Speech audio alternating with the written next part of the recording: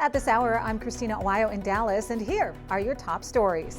El Paso, Texas, and San Diego, California have the highest illegal migrant apprehensions between ports of entry in the nation. According to recently released data from CBP, more than 13,000 migrants crossed the border in the San Diego sector, with more than 12,000 crossing in the El Paso sector. Tucson, Arizona isn't far behind with an additional 11,000. Most of the migrants coming into the country are single men, with only about 1% of those detained in the El Paso sector coming in with one or more family members. This as a new set of migrant caravans numbering in the thousands are heading to the United States from southern Mexico. And according to the Washington Office on Latin America, migrant traffic in a route from South America, the Darien Gap, has jumped to a whopping 51% in September, an area that saw 500,000 migrants cross last year and another 500,000 already crossing so far this year, according to WOLA. Blue Miami-Dade County in Florida has officially flipped to Republican as of Thursday afternoon in early and mail-in voting. Results showed a 0.1 lead by the GOP as of 2 o'clock Eastern on Thursday, with that lead continuing to grow. In fact, as of Friday morning, the Republican lead in the traditionally blue county has grown to 0.9, with more than 120,000 Republican votes compared to 118,000 Democrat votes. The latest numbers show more than 3.3 million people have voted in the Sunshine State. Governor Greg Abbott taking to social media to showcase the hard work that Operation Lone Star continues to do when securing the southern border in Texas. Abbott saying that Operation Lone Star works around the clock to add more miles to the Texas border wall. Illegal crossings are down, he said, by 88% in Texas, while they increased in other border states like California and Arizona.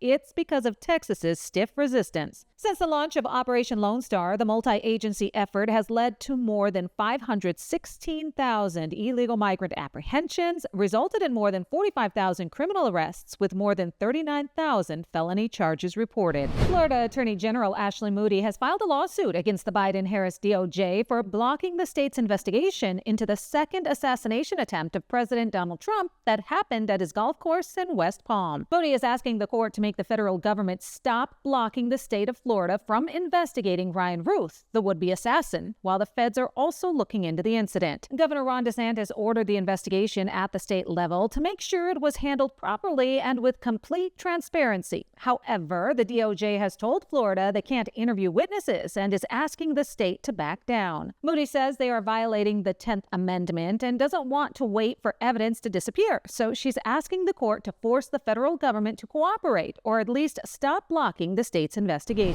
A French trader has bet a whopping $28 million on Donald Trump to win the 2024 presidential election on the political betting platform Polymarket. According to Polymarket, one of the large whales on the platform is an experienced French trader who has extensive trading experience and a financial services background. This same trader is in control of 4 large accounts, which bet $28.6 million, and another bet coming in for $7 million that Trump will win the popular vote as well. The info comes after Polymarket launched an investigation, but found that to date, Polymarket has not identified any information to suggest that this user manipulated or attempted to manipulate the market. The statement said the trader's accounts were funded from a, quote, well-known centralized crypto exchange. Georgia Secretary of State Brad Raffensperger is saying that he expects a whopping 4 million votes to be cast by the time early voting ends in the battleground state of Georgia. More than 28 million people have voted during early voting so far, which is already underway in dozens of states, including the 7 swing states. Records have already been set in Georgia and hard-hit North Carolina, with more than 4 million combined casting their ballots. Georgia accounts for more than 2.2 million of those votes, meaning that 30% of active voters already voted. A record of more than 353,000 people voted on the first day of North Carolina's early voting period, even though part of the state was devastated by Hurricane Helene. Meanwhile, a record of more than 300,000 ballots were cast in Georgia on the first day of early voting. The total number of people collecting unemployment benefits rose to its highest level in almost 3 years. According to the Labor Department, there are 1.9 million people receiving unemployment benefits, which is up by 28,000 from the week of October 12th.